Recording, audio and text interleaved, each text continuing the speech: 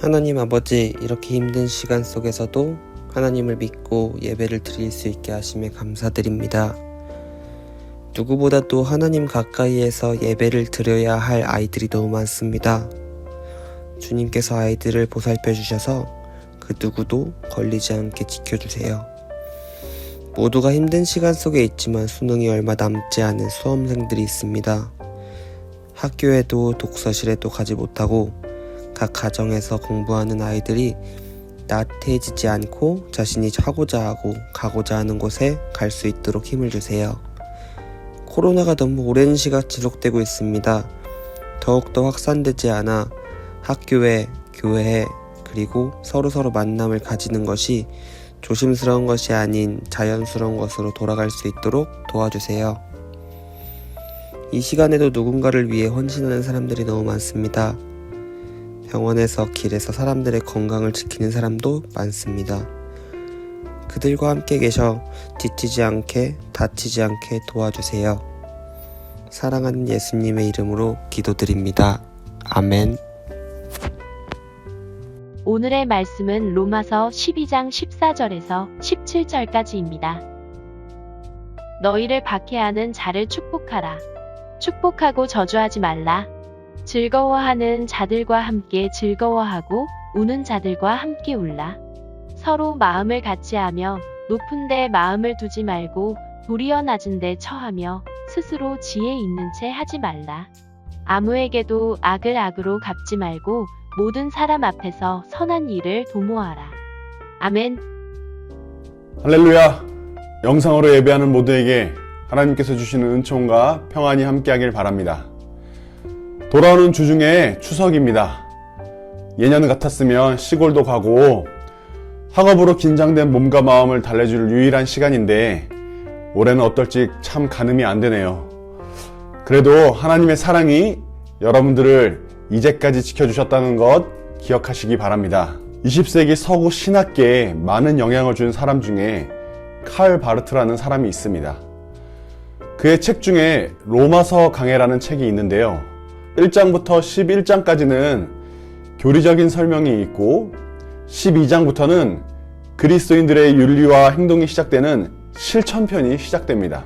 성경에서는 12장의 소제목을 그리스도인들의 생활 또는 산재물이라고 적혀 있습니다만 칼 바르트는 로마서 강해의 12장의 소제목을 대혼란이라고 적었습니다. 왜 칼 바르트는 대혼란이라고 지었을까요? 그냥 혼란도 아니고 대혼란이라고 지은 이유는 로마서를 읽어보면 정확히 알 수 있습니다. 제정신이 아니고는 그 말씀을 실천할 수가 없기 때문이죠. 로마서 12장 19절부터 21절에는 더욱더 심각한 상황이 나타납니다. 제가 한번 읽어보겠습니다. 내 사랑하는 자들아, 너희가 친히 원수를 갚지 말고 하나님의 진노하심에 맡기라.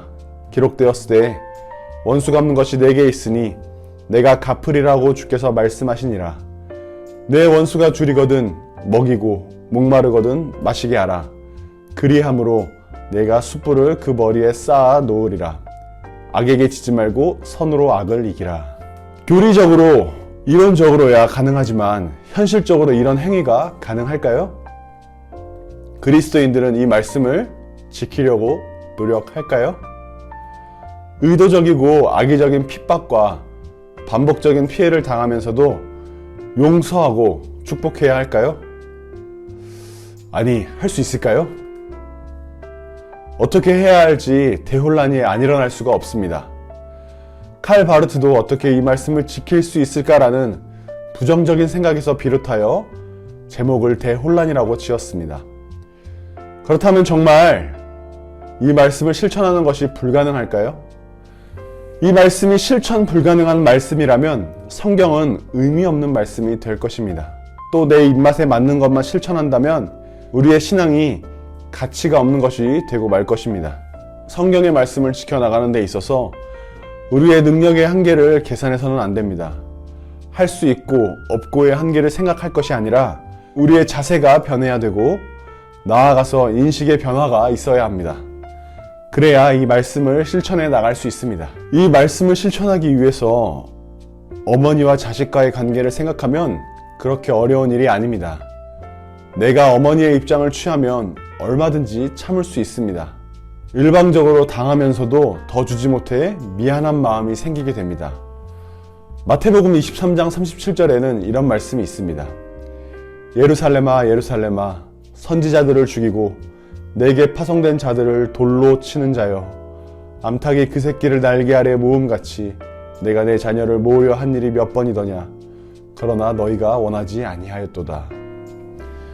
하나님께서 이스라엘 백성을 향하여 내가 어미의 마음을 갖고 너희를 찾았다라는 말씀입니다. 하나님은 죄가 반복되는 자식들의 모습 속에서도 암탉의 마음을 갖고 계십니다. 또한 하나님은 어머니의 마음을 가지셨을 뿐 아니라 그런 마음을 품으라고 하십니다. 사랑하는 자들아 하나님이 이같이 우리를 사랑하셨은즉 우리도 서로 사랑하는 것이 마땅하도다. 좋아하는 사람들끼리의 사랑이 아닙니다. 남을 향해 끝까지 참으시는 사랑을 말합니다. 너희가 너희를 사랑하는 자를 사랑하면 무슨 상이 있으리요? 세리도 이같이 아니하느냐? 우리의 사랑은 세상 사람과의 사랑과 다르다는 것을 말합니다. 자녀된 우리도 그렇게 하라고 하십니다. 본문의 말씀을 실천하기 위해 세상을 향해서 어머니의 마음을 갖는 것이 필요합니다. 하나님께서 그 마음을 가지셨기 때문입니다. 우리가 세상을 향해서 어머니의 마음을 품어야 하는데 그 어머니의 마음이란 무엇일까요? 함께 울어주는 공감의 마음입니다. 코로나19로 혼란스럽다기보다 사람들의 마음이 제각각이라 혼란스럽습니다. 대다수의 교회의 반응은 우리는 잘했는데 몇몇 교회 때문에 그런 것이 아니냐, 방역 당국의 지나친 규제 때문에 우리가 예배를 드리지 못한다라고 말하는 교회도 있습니다. 모두가 다 잘못된 것입니다. 교회는 어머니의 마음으로 함께 울어줘야 할 때입니다. 코로나로 인해서 역대급 장마로 인해 또 수해로 인해서 몸과 마음이 병들어 있는 사람들이 참 많습니다. 교회는 그들을 위해 함께 울어줘야 하는 마음이 있어야 합니다. 교회란 건물만을 말하지 않습니다. 지금 예배드리고 있는 여러분이 한 사람의 교회라는 것을 잊지 마십시오. 또 교회는 이 땅의 많은 사람들을 위하여 위로하고 기도해야 합니다. 자식들의 아픔을 온 마음으로 느끼는 어머니와 같이 이 땅의 사람들의 아픔이 나의 아픔이 되도록 교회는 공감의 능력을 가져야 합니다. 적어도 우리가 이 땅에서 생명을 줘야 하는 어머니의 역할을 앞으로도 계속하려면 이 마음을 잃지 말아야 합니다. 코로나 바이러스로 인해 한국교회의 문제점 두 가지가 드러났습니다. 배타적이고 이기적인 것. 예수님이 말씀하셨습니다. 예수께서 돌이켜 그들을 향하여 이르시되 예루살렘의 딸들아 나를 위하여 울지 말고 너희와 너희 자녀를 위하여 울라. 이 말씀은 오늘 이 시대를 살아가는 우리에게 주는 외침입니다. 우리가 누구를 위하여 울어줘야 하는가에 대해서 하나님께서 말씀해주고 계십니다. 교회는 공동체에 속한 사람들의 어려움은 물론이거니와 이웃의 어려움에도 함께 고통을 느껴야 하고 그들의 어려움에도 울어주는 마음이 있어야 합니다. 즐거워하는 자들과 함께 즐거워하고 우는 자들과 함께 울라. 교회는 이 땅의 어머니입니다. 교회가 어머니가 되는 이유는 생명을 불어넣기 때문입니다. 목회 데이터 연구소라는 사이트가 있습니다. 사회 전반에 걸쳐서 여러 가지 현상들이 발생했을 때 객관적으로 조사해서 연구 자료를 올려두는 곳인데요. 한 연구 자료를 보고 제가 적잖은 충격을 받았습니다. 7월 17일에 조사된 내용인데요.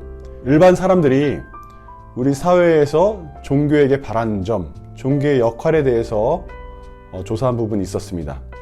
가장 첫 번째로 불안감 해소를 시켜달라고 말하고 있습니다. 이것이 7월 17일에 조사됐으니 아마 8월 15일 광복절 이후에 다시 조사하면 이 수치가 더욱더 높게 나올 것 같은데요. 계속해서 살펴보면 한국이 원하는 종교인의 이미지에 대해서 조사한 것도 있습니다. 가장 첫 번째로 성숙한 인격과 배려를 해달라고 합니다. 세상 사람들의 눈이 너무 정확하고 날카롭다고 여겨집니다. 종교인까지 갈 필요 없이 우리 공동체를 향해서 요청하는 부분입니다. 우리는 믿음의 생활을 잘하고 있으니 괜찮다. 이런 사고는 안 됩니다. 감염병의 확산이 심각합니다. 이런 때일수록 사회의 피곤과 절망의 유일한 안식처가 되어야 합니다. 포기하면 안 됩니다.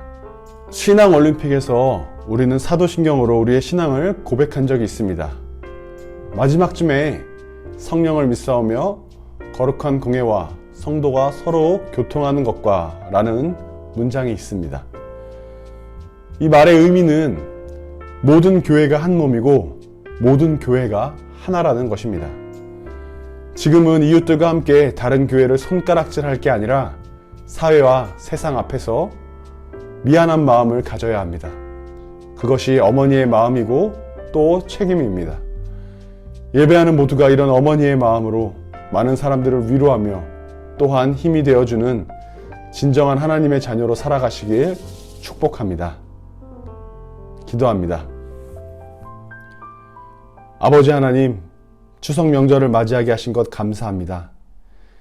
예년과 같은 추석은 아니지만 하나님께서 이제까지 인도하셨다는 것에 깊은 안도감을 느낍니다. 남은 한 해도 저희들을 인도하여 주옵소서.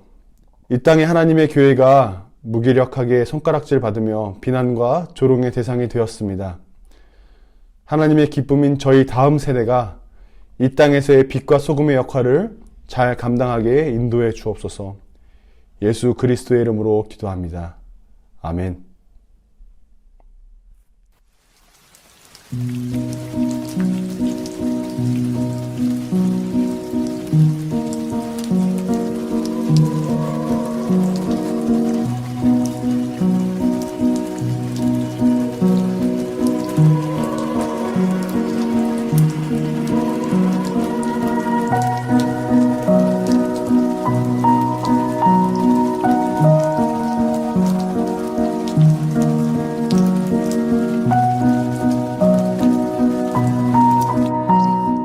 불러보세요. 진짜? 네. 그래. 왔는지 안 왔는지는 몰라요.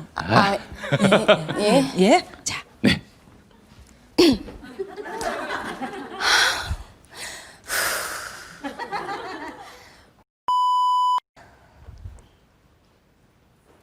안 왔나? 크게 불러보세요. 어우야.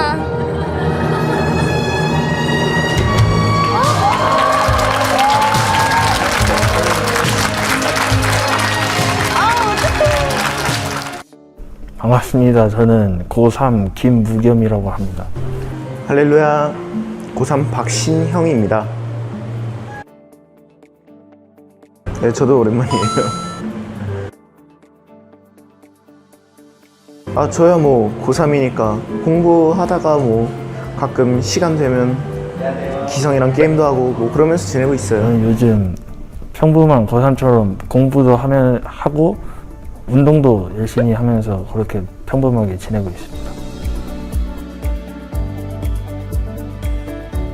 그 통학 시간이 학교가 멀어가지고 원래 버스 타고 다니는데 마스크까지 쓰니까 좀 더 힘든 게 있는 것 같아요.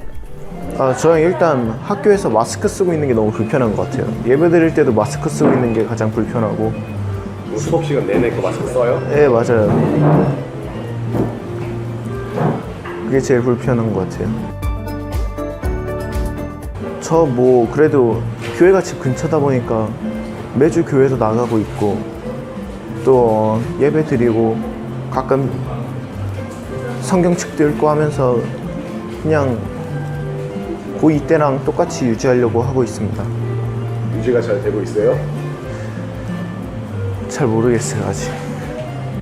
그 요즘 교회를 못 나오고 있어서 신앙의 약간 그런 마음이 도태될까봐 그 아침 저녁으로 시간을 정해놓고 기도하고 그러고 있습니다. 한 5-6시 일어나서. 새벽 6시에? 네, 빨리 자가지고 그 정도에 일어나서 몇 시에 자요, 잘 때는? 한 10시나 11시 그쯤에 잡니다. 할아버지인데? 저녁에는 몇 시에 기도해요, 그럼? 저녁에는 자기 전에 딱 기도하고 그러고 잡니다. 뭐라고 기도해요? 여러 가지 하는데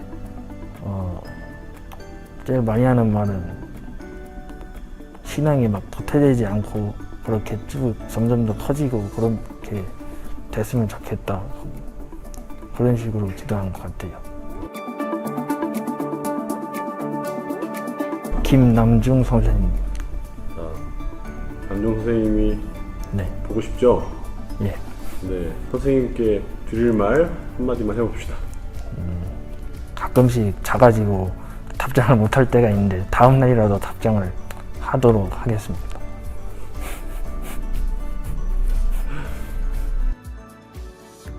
구자승 선생님이십니다. 선생님께 드릴 말. 아, 선생님 너무 보고 싶어요.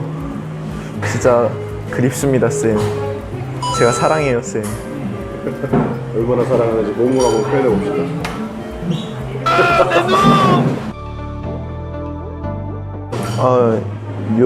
요새 이제 교회를 잘 안 나가니까 뭐 RG도 유튜브 예배로 드리고 있어서 잘 안 드리고 있는 학생이 많을 텐데 그래도 교회 예배에 성실하게 참여해서 하나님과 멀어지지 않고 계속해서 교회 생활 열심히 할 수 있는 RG가 되길 바라겠습니다. 온라인 수업 한다고 약간 학습 태도나 그런 게 약간 무뎌질 수 있는데도 마음 다잡고 원래 하던 대로 했으면 좋겠습니다. 요즘 교회를 못 나와서 약간 신앙생활이 약간 무뎌지고 그런 학생들이 많을 것 같은데 그런 상황일수록 더 기도도 많이 하고 성경책도 가끔씩 많이 읽으면서 그런 신앙생활 도태되지 않도록 노력하는 좋은 RG가 되면 좋겠습니다. RG야, 힘내자. 잘하고.